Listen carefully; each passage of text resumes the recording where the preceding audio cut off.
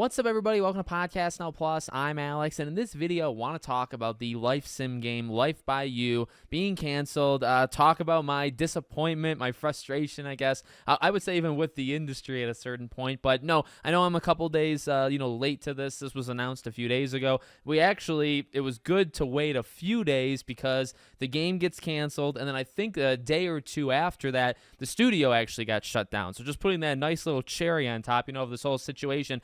I make a joke of it, but honestly, it's not a joke. It's not even all that funny. It's sad. It's disappointing. Life by You was actually, when you think of The Sims and you think of those, style of games, I'm not super into them. I mean, I'm actually back with The Sims 2. I was such a diehard, okay? I absolutely love The Sims 2. I put in hundreds upon hundreds of hours as like a 10, 11, 12-year-old playing the game. Got into Sims 3. Always preferred Sims 2 as like the ultimate Sims experience. So I was into Sims, but not really the genre. And Life by You was one just in the last couple years. It was really the first one that stood out to me where I was like, wait a second, there's other ones? There's ones beyond just The Sims. Truly, like Life by You was one of those games. Now, there's probably a good 4 to 6 life sim games being made right now, even with this game being canceled. And I will say, as I've started to watch, there's like the whole, kind of life sim YouTubers out there. They all do an incredible job. I think they're very, very talented, and they keep an eye on all of these games.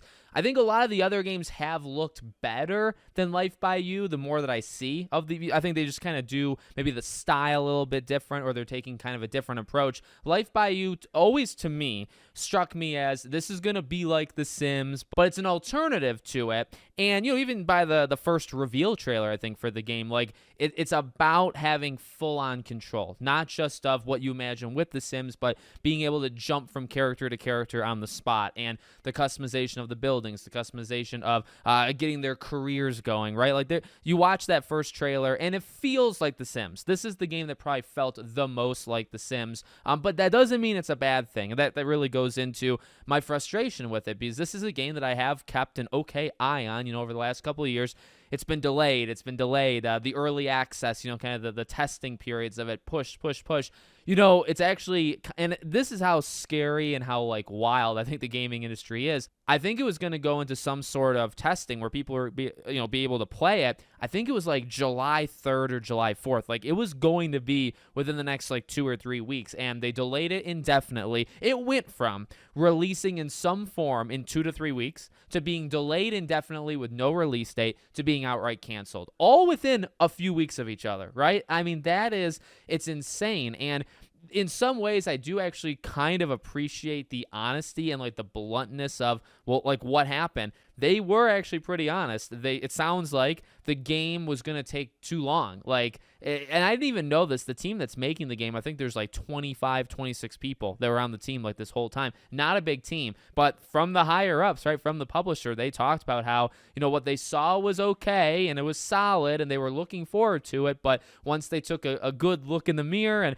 saw the path forward to really make this game work, they were not willing to go there. So really, the game failed, and the game is now dead because what they had so far maybe wasn't up to snuff. And in order to fully realize the vision, in order to probably fully compete with Sims, you needed maybe more resources, you needed more time, which means more money, right? Needed more money than I think they were willing to give it. So they not just cancel it, but then ultimately shut down the developer as well.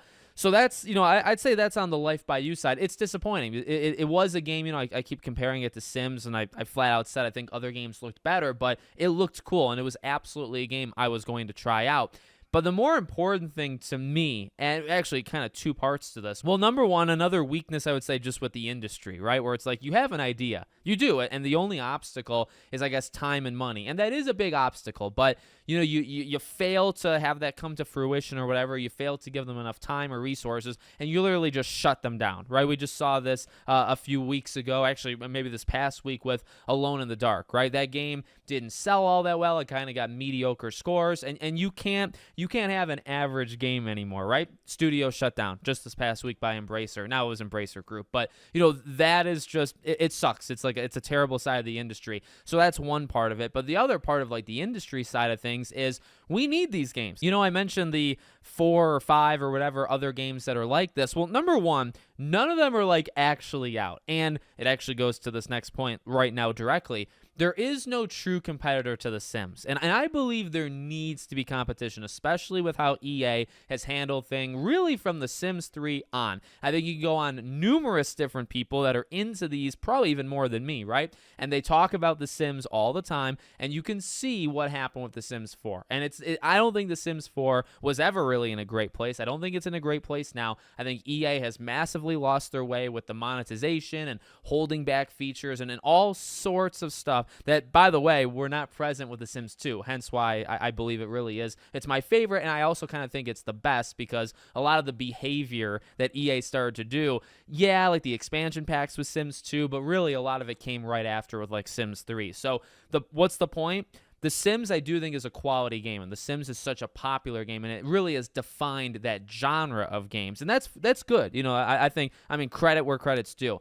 But at the same time, you need competition to hold yourself accountable and to move everybody else up, right? So when you have a game like this, which honestly looked like the most direct competitor because it looked the most Sims-like. It really did. So when you have that go under, you know, again, it circles back to EA needs to be held accountable. I would have next to zero faith in them right now going into the next Sims. And I know, you know, there's been a little look behind the curtain as to like what that game's going to be. Looks like they're really going in on customization. Again, like I wish the game well, and I don't wish like the people that are making it any ill will, but I think the business strategy has been abysmal, and the business strategy is predatory and all sorts of other things. They need, and what do you need to stop that? Well, you could just like wake up one day and decide, or you could have all of these other games actually release, and again, really none of them are, but they will eventually, hopefully, right? They release, and then Sims has to improve and has to actually do maybe, heaven forbid, consumer-friendly ideas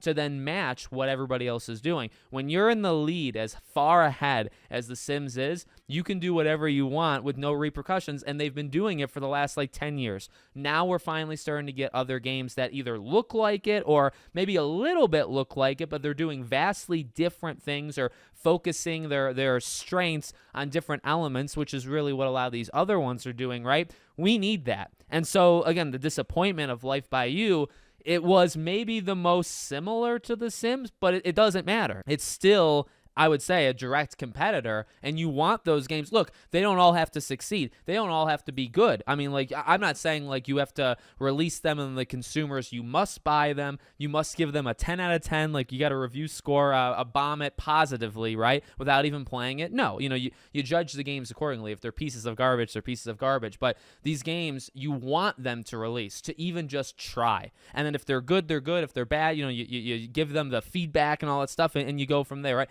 That's really what needs to happen. And it's bigger than Life by You, and it's bigger than all of these other ones because it's really just about holding everybody accountable and raising the bar for everything, right? If Life by You does something positive or another one of these does something else like really good, better than the rest, well, then the rest of them have to kind of incorporate that into their own game. They all raise because of it, right? If all of them get canceled or if all of them just get stomped on by like the one leader, right, then that doesn't help improve anything. So it's disappointing because I think this one always felt like the closest one to releasing. It felt decently enough polished. Maybe there's maybe one or two other ones that looked the polished level of this one. A lot of the other ones that seemingly look cool, again, you can like look them up on your own.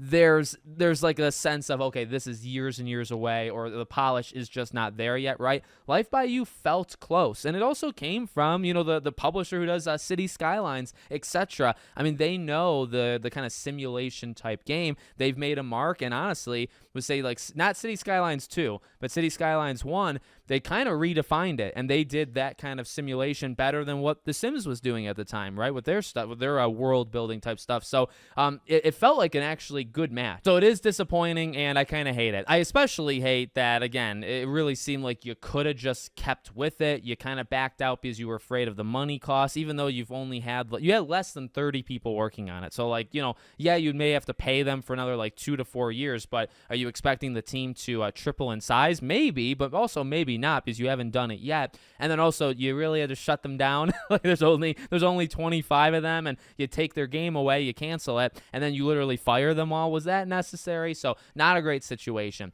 Let me know what you guys think in the comments. Make sure you're subscribed to the channel, bell icon turned on. I hope to see you all on the next one.